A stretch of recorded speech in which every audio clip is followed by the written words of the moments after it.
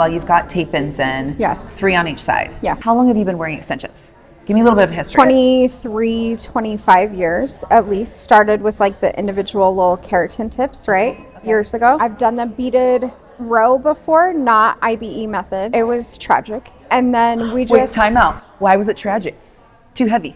Too heavy, but also the person that did it, they claimed that they did your method, but they don't do your method. And I know my hair's obviously very fine and thin, so the corners would come up like right here, and I would have little bits of hair that were like always poking up. So anyway, it just was a lot, constantly slipping. So she would tie them very, very tight to the point where they were like this for like about 2 weeks, and then they would start to kind of calm down and lay flat, just because if she didn't tie them that tight, in her mind they were just gonna slip. Yeah. And they did slip here and there. So there's a misconception that like the tighter you tie bead them, or yeah, stitch it, the less chance of yeah, falling out, which is just completely actually counterintuitive. Right? It was bad. And the hair was very heavy, and then I got traction alopecia wherever there was a bead.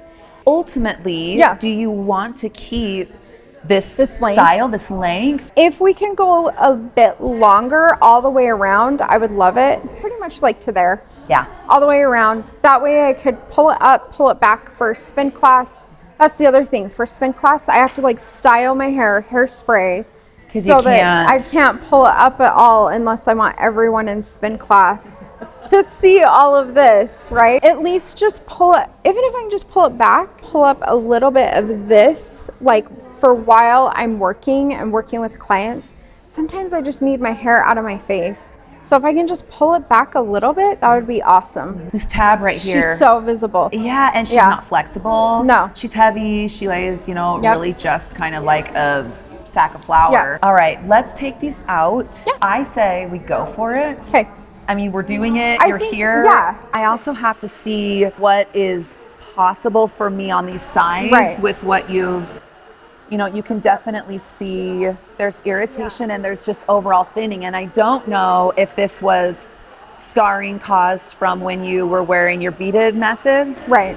If it kept ripping out, I mean, over time, that can cause permanent scarring. And I think some of it's even just from when we take out the tape-ins. Yeah. Because there's so much sticky glue and it's so hard to get out of the fine, thin hair. No, it's just going to pull out of your scalp. Yeah, you can see here where like your scalp's irritated as well. Let's talk color really quick before we take this out. Yes. I know you said you like to be super blonde. I feel like your color is good, to be honest. I may, just to give depth in the back, because it can give the appearance of having thicker hair if it is dimensional, just slightly. I get that you want to be blonde. Like, I think just a little bit interior will give the appearance that you are thicker.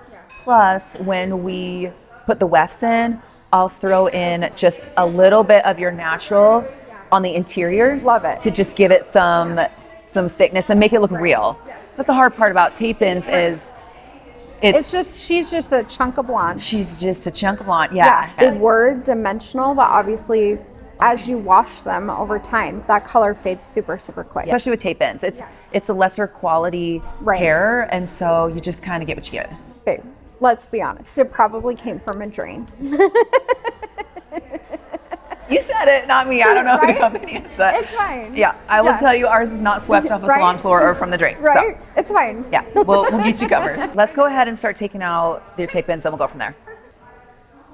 Okay, we've got some hairs, nothing crazy. Nothing too bad. It's like the glue that's left over. And do you usually just wear 3? Have you ever worn a full head of tape-ins? Yeah, a few times, but in the back, they always get super matted above. Once they start to grow out, they'll mat. And then I was so self-conscious of like how it looked in the back 24/7. Always wondering if it's covered and... The wind blows in cedar, and then I'm like, oh, everything's showing. There we are. Obviously, the back feels more dense, right? Totally. So it's like, wait a second, where I haven't had extensions, I have hair. Right. This has been left alone for a while. So you can see there's actually quite a bit of hair back here. You can just see kind of just all these places where it's been irritating to her scalp. The heaviness, the inflexibility of that tab along the top has just kind of wreaked havoc along her sides. We know that density isn't the same all the way around the head for anyone anyways, but just wanting to call out, there is just some places where her scalp's been affected. So we'll have to kind of really map out a good placement for her rows to make sure that they're nice and solid. We've got your mullet row in. Love it. Okay, that's your nape row. So it's kind of a mini row. It's right set behind like the top of your ears, slight rounded placement just to follow the shape of your head. This next one I'm gonna do a whole row.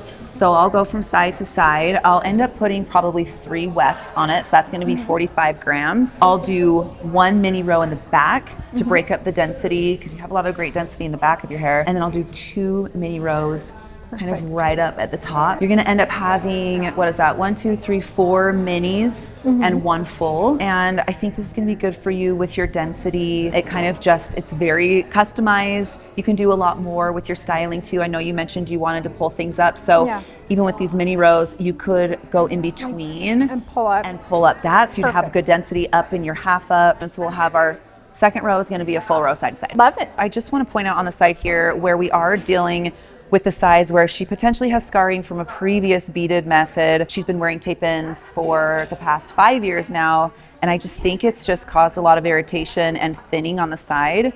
So this is where I'm just gonna be so meticulous on sectioning.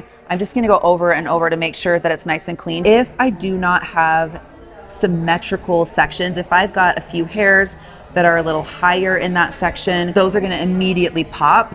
They're just going to bear the weight of the whole, section, which we don't want. So that's the difference in IBE training, is we really, really just make sure that our stylists are trained to understand the gravity of the situation when they're creating sectioning. This is what should take you the longest. If you can section in 3 minutes, I would say red flag, run.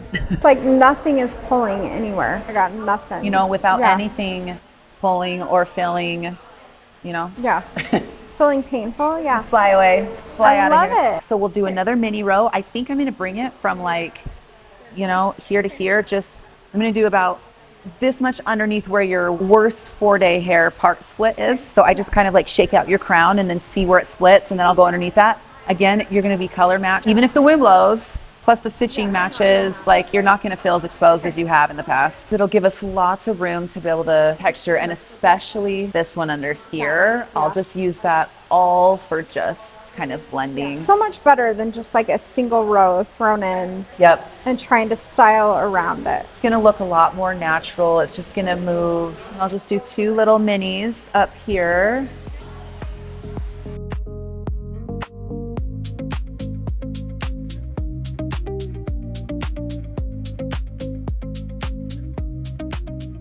Your rows are right here, but they're super flat. So she's got 4 mini rows, 1 full row, 8 wefts. This is gonna give us the placement to be able to really blend in these shorter layers with that. So pretty. Blend, no cut. Right? So gorgeous. From bob to that without a cut yet, it's pretty busy.